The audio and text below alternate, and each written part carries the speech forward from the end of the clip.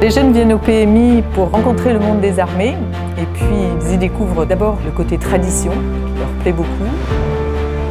On côtoie des soldats qui parfois ont eu des expériences douloureuses, que ce soit les blessés de guerre qu'on a pu côtoyer ou encore des soldats de retour d'opérations extérieures.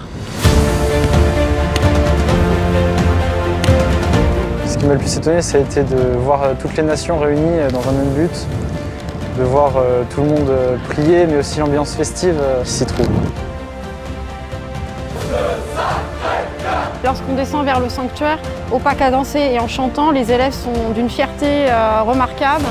Ils chantent admirablement bien et c'est surtout lorsqu'on voit la réaction de la population, les applaudissements. Et je crois que ça marque tout le monde.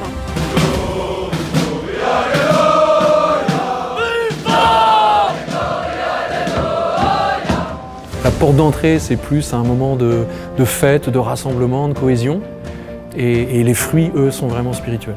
Il y a quand même beaucoup de militaires qui sont religieux et le fait de pouvoir tous se réunir, je trouvais le moment très fort et très émouvant. Cette concentration de prières dans un même endroit, cette concentration aussi de militaires qui ont tous des convictions très proches.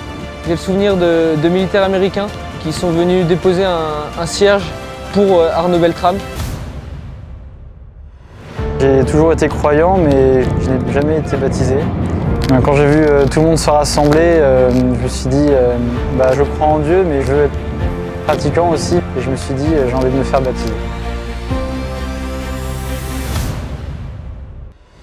Ils ont souvent des familles qui sont pas faciles, avec des souffrances, des vies familiales qui sont complexes.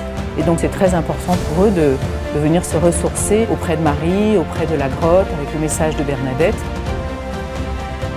De retour de PMI, on a plus de socle concret à notre vie chrétienne, surtout au sein d'une institution militaire. On comprend beaucoup mieux ce pourquoi on prie, ces enjeux de soutien, de prière et d'accompagnement, notamment en opération extérieure.